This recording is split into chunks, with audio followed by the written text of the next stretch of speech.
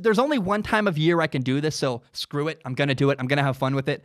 I want to share I wrote down a list of, I think it's 12 Super Bowl commercials. I want to share the most memorable Super Bowl commercials I watched yesterday, share some of my thoughts and have fun with it. And I hope if you're listening, and especially if you're on YouTube, hey, comment below what Super Bowl commercials stood out to you, what you remember, what you had fun with.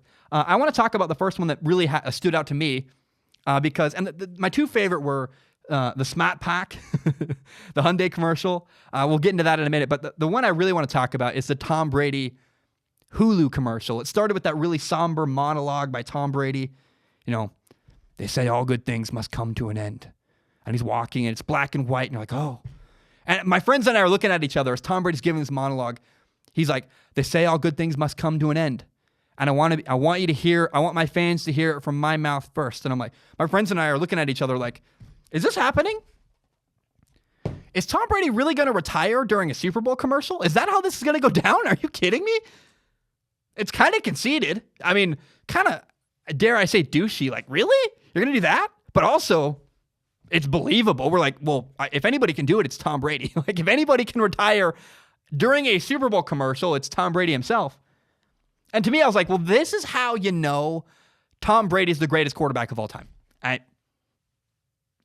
Nobody else could pull that off and make it work. Nobody else could start a monologue like, I want you to hear it from me.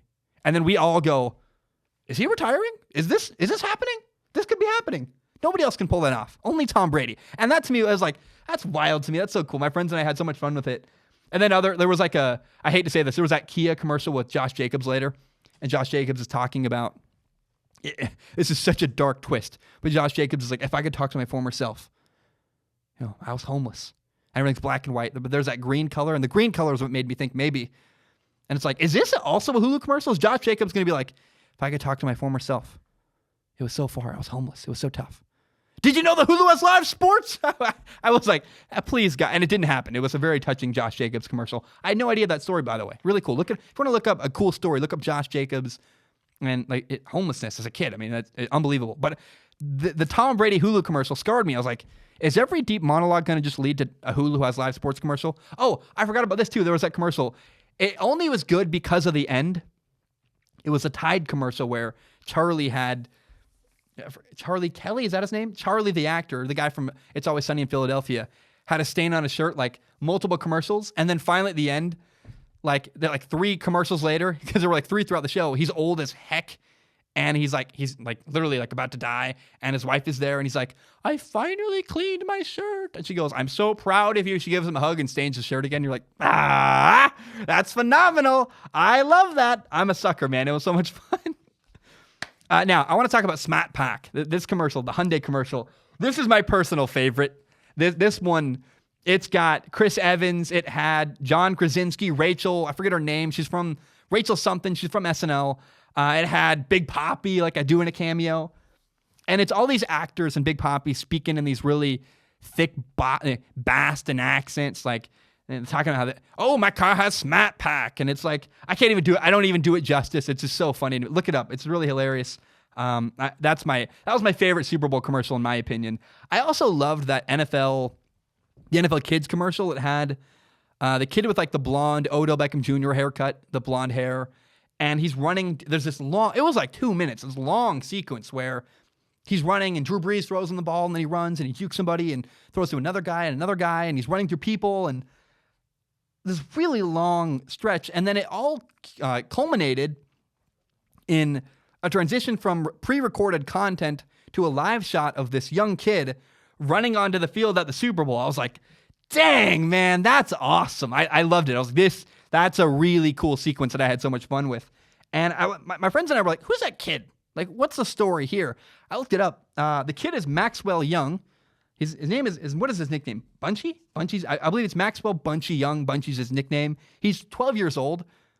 He won at 10 years old. He set the world record for the 100-yard dash, which is 100 yards. It was 12.4 seconds, I believe. And I was like, okay, Maxwell Young, this dude's cool. He's got a lot of swag. It's really fun. But he's just an actor, right? He's just a kid actor. No, not at all. This kid, 12-year-old, is a football player. And I'm like, man, Maxwell Young. I looked him up on YouTube. He's got a highlight reel. You're like, okay, Maxwell Young. I never thought I would talk about a 12-year-old on Strong Opinion Sports. Fun, man. Really cool commercial. I'm curious to see, will he be a star football player? Who knows? That's a lot of pressure for a kid. But man, I don't know. That'd be interesting if maybe he'll play in the NFL someday. That'd be such a fun story, like as a weird media type. It's like, man, that would be to have the 12-year-old kid from the Super Bowl commercial grow up and then play in the NFL someday, or even play high-level college football. That'd be really cool. Watch his highlights. He's like way more coordinated than everybody he's playing against. He just runs like a deer through everybody. You're like, wow, okay, that kid is a really good football player. And then there were so many electric car commercials. Audi, Porsche. There was that electric Mustang, which looks like an SUV, which is like, look, it's probably really fast and really fun.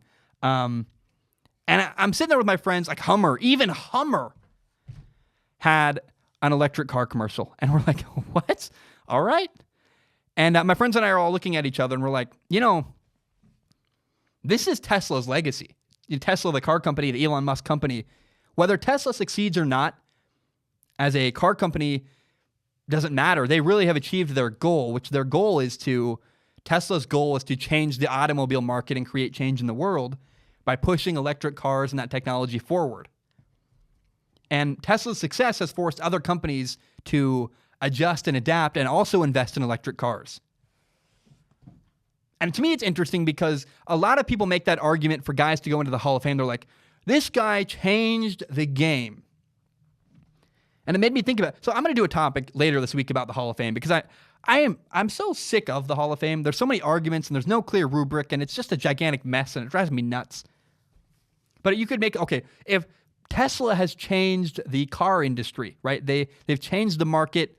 People are now investing in making electric cars. They push the market forward. Tesla changed the car industry. But in 5 years from now, Tesla might totally fall apart and not even be a company anymore. If that happens, you can't say that Tesla was one of the greatest car companies of all time. They might not even make it. But you would argue they did change the industry. It's the same for football players. You can change the game of football but not be one of the greatest players of all time, which is weird but honest and true. Just think about that. When we talk about the Hall of Fame and that kind of stuff moving forward, just have that in the back of your mind. Okay, now I have a gigantic list of a bunch of just briefly commercials I want to touch on. The Baby Peanut commercial was just weird and unsettling. Look it up. It was bizarre. I really thought the Post Malone Bud Light Seltzer commercial was hilarious. I thought it was funny. There was that internal battle. It was kind of like Inside Out, that Disney Pixar movie where they're like in his brain. And at the end, they hit a button. They're like, we're rich. We can buy both hard seltzer and Bud Light. We don't need to make a decision. We're rich. Let's get both. That was pretty funny. There was a Lil Nas X commercial with as Doritos where they're like in a dance-off for Doritos. And he was doing it with Sam Elliott. And by the way, Sam Elliott, weird story. Sam Elliott graduated from my former high school, David Douglas High School in Portland, Oregon. Like, Sam Elliott's a graduate of my high school? Like, okay, weird, interesting. The avocado commercial was funny.